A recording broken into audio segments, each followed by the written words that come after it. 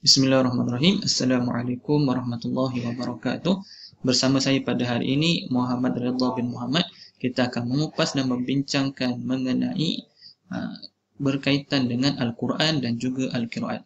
Jadi kepada pendengar-pendengar sekalian, kepada yang baru yang belum subscribe lagi channel saya, boleh tekan butang subscribe di bawah supaya tidak tertinggal perkongsian saya, dan juga boleh komen juga di bawah sekiranya ada pertanyaan ataupun cadangan-cadangan yang berkaitan dengan Al-Quran dan Al-Qiraat yang anda ingin utarakan kepada saya. InsyaAllah saya akan kongsikan.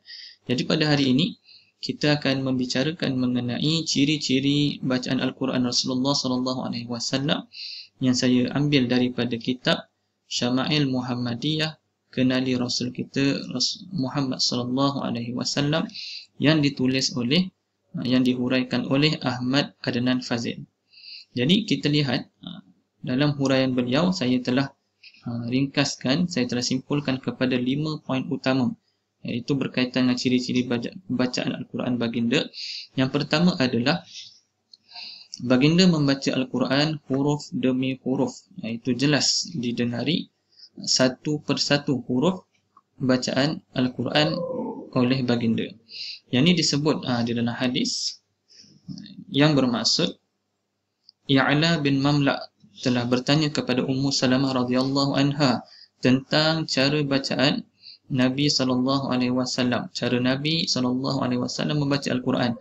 Lalu beliau menunjukkan sifatnya dengan satu bacaan yang jelas, iaitu satu huruf demi satu huruf, harfan harfa. Jadi ini disebut di dalam hadis, Nabi baca Al-Quran jelas satu persatu hurufnya, kita boleh dengar dengan jelas. Ciri yang kedua adalah baginda membaca Al-Quran dengan mengikut harakat yang sepatutnya, yang telah disebutkan di dalam hadis yang bermaksud, Qatadah menceritakan, aku bertanya Anas bin Malik radhiyallahu anhu, bagaimana cara bacaan Rasulullah SAW?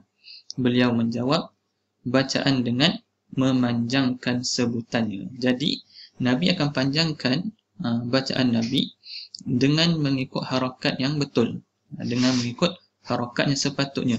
Kalau panjang 2 harakat, bacaannya 2 harakat.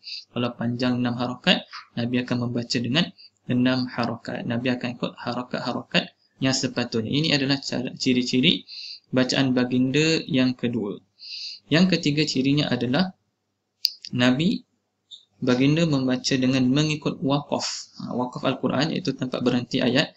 Nabi akan berhenti satu ayat demi satu ayat. Nabi akan ikut tempat waqaf tu.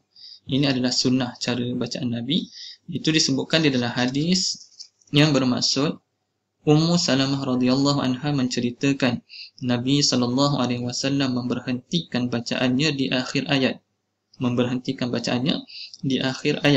Baginda membaca Alhamdulillahi Rabbil Alamin, lalu berhenti seketika, kemudian membaca Ar-Rahmanir Rahim, lalu berhenti seketika, dan begitulah sehingga akhir surah.